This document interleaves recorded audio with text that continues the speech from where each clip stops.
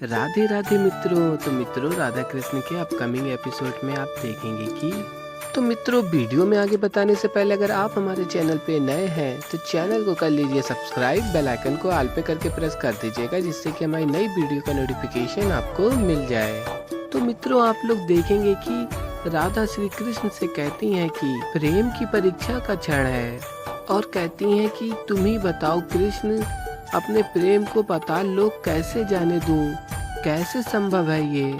और फिर मित्रों, आप लोग देखेंगे कि श्री कृष्ण कहेंगे राधा से कि तुम राधा हो, तुम्हारे लिए कुछ भी असंभव नहीं है। और कहते हैं कि तुम त्याग की सर्वोच्च स्थिति हो, तुम त्याग की पराकाष्ठा हो, परिशुद्ध प्रेम की पराकाष्ठा हो, प्रेम की पराकाष्ठा हो। तुम कभी मुझे अपने कर्तव्यों से दूर कर ही नहीं सकती, ना आज तक कभी किया है और ना कभी कर पाओगी। और आगे श्री कृष्ण कहते हैं कि तुम कृष्ण के शरीर से नहीं, उसके चित्र से प्रेम करती हो, इसलिए तुम्हें चाहे मैं जिस भी रूप में आऊं, जिस भी अवतार में आऊं, तुम मुझसे ही प्रेम करती हो। और मैं भी सदैव तुमसे ही प्रेम करता हूँ, चाहे जिस भी रूप में हूँ, जिस भी अवतार में हूँ, मैं सदैव प्रेम करता रहूँगा राधा। और आगे कहते हैं कि तुम त्याग से परिपूर्ण हो, और भले ही ये कितना भी कठिन क्यों ना हो, और तुम्हें इस बार भी त्याग करना होगा, और तुम करोगी। और फिर मित्रों, आप लोग आगे देखेंगे कि राधा कृष्ण से कहती हैं कि ठीक है कृष्ण, मेरा प्रेम जैसा भी है वो तुम्हें बांध नहीं सकता, प्रेम तो मुक्त करता है ना, और राधा कृष्ण के वचन पूर्ति में कभी बाधा नहीं बन सकती।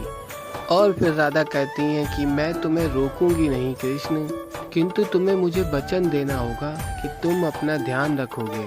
और फिर आगे आप लोग देखेंगे श्री कृष्ण कहेंगे क्यों नहीं राधे, मुझे तो अपना ध्यान रखना ही होगा। और कहते हैं मुझ में तुम जो बसती हो।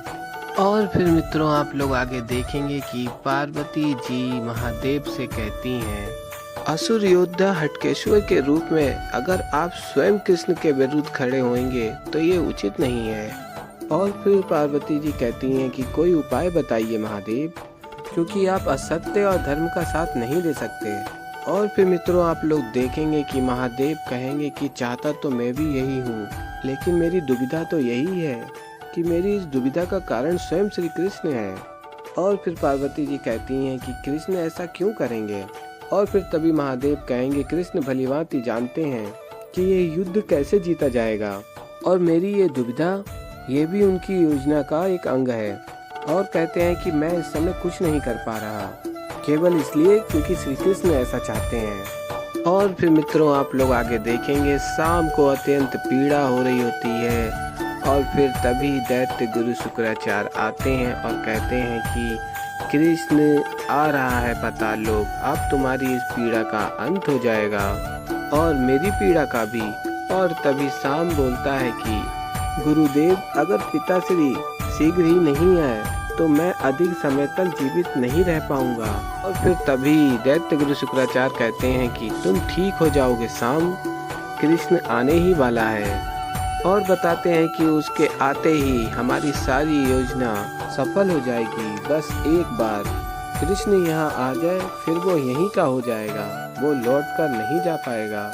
और फिर मित्रों, आप लोग आगे देखेंगे कि दैत्य गुरु शुक्राचार्य अपनी शक्तियों से शाम के सारे जख्म सही कर देते हैं, उसकी सारी पीड़ा का अंत कर देते हैं। और फिर आगे श्री कृष्ण पाताल लोक का द्वार खोलते हैं। और फिर तभी आप लोग देखेंगे कि जाम्बती कहती हैं लक्ष्मणा से, लक्ष्मणा, श्री कृष्ण अपने वचन अनुसार शाम को लेने जा रहे हैं, और कहती हैं कि अब निश्चित ही शाम सुरक्षित लौट आएगा। और फिर आगे दैत्य गुरु शुक्राचार्य कहते हैं कि अब इतना विलंब मत करो कृष्ण, तुमसे मिलने के लिए सारे असुर कितने अधीर खड़े हैं। और फिर मित्रों, आप लोग देखेंगे कि पाताल लोक का मुख्य द्वार अचानक से बंद हो जाएगा, और तभी जाम्बती कहेंगी लक्ष्मणा से कि ये बंद कैसे हो गया। और फिर लक्ष्मणा कहती हैं कि माता श्री, ये द्वार किसी कारण से बंद किया गया है, परंतु ये द्वार किसने बंद किया है और क्यों। और फिर आगे मित्रों, आप लोग देखेंगे कि दैत्य गुरु शुक्राचार्य ने ही मुख को बंद किया होता और शाम तभी कहता है कि ये क्या कर दिया आपने आचार्य, द्वार बंद क्यों कर दिए। और तभी फिर दैत्य गुरु शुक्राचार्य कहते हैं यही तो मेरी योजना है, अब देखो क्या होता है। और फिर तभी शाम कहेगा कि लेकिन आचार्य हमारी तो योजना यही थी कि पिताश्री पाताल लोक आए, लेकिन आपने तो द्वार ही बंद कर दिया, अब पिताश्री पाताल लोक में प्रवेश कैसे करेंगे। और तभी गुरु कहते हैं कि इसीलिए कृष्ण तुम पे विश्वास नहीं कर पाया, उसका पुत्र होते हुए भी तुम में इतनी सी भी चतुराई नहीं है। और आगे कहते हैं परंतु कोई बात नहीं, मैं हूँ ना, मैं सिखाऊंगा तुम्हें कि जाल को कैसे अचूक बनाया जाता है। और फिर मित्रों देखेंगे कि दैत्य गुरु शुक्राचार्य बताते हैं कि कृष्ण पाताल लोक आएगा और फिर कृष्ण ही शत्रु बनेगा। और तभी शाम कहता है कि मैं कुछ समझा नहीं आचार्य। और उधर देखेंगे कि राधा कहती है कृष्ण से कि लग रहा है कोई नहीं चाहता कि तुम पाताल लोक में प्रवेश करो। और तभी श्री कृष्ण कहते हैं नहीं राधा, कुछ कूल चक्र उलझाने के लिए होते हैं। और बताते हैं कि पाताल लोक का मुख्य द्वार शुक्राचार्य के नियंत्रण में है। और शुक्राचार्य कैसे हैं, उनका स्वभाव कैसा है, तुम तो भली भांति जानती हो। और तभी मित्रों आप लोग देखेंगे कि राधा कहेंगी अगर पाताल के द्वार नहीं खुले तो तुम अपने वचनों का पालन कैसे कर पाओगे। और फिर उधर शाम कहता है क्या आचार्य मैं आपकी इस योजना से अनभिज्ञ हूँ। और तभी आचार्य कहते हैं मैं जानता हूँ शाम तुम अनभिज्ञ हो कि वास्तविक योजना क्या थी। वास्तविकता में मैं चाहता था कि कृष्ण पाताल लोक आए ही नहीं, मैं चाहता था कृष्ण वचनबद्ध हो, कृष्ण वचन दे। मैं चाहता था कि राधा उसे यहाँ आने की आज्ञा दे, और यदि अभी वो कृष्ण यहाँ नहीं आया तो उसे अपने वचन तोड़ने की त्रुटि करनी होगी। और फिर गुरु शाम से कहते हैं स्मरण है राधा ने क्या कहा था, अगर सच में कृष्ण से कोई त्रुटि हुई है तो वो स्वयं को उस त्रुटि के लिए दंडित करेंगे, ये वचन है मेरा।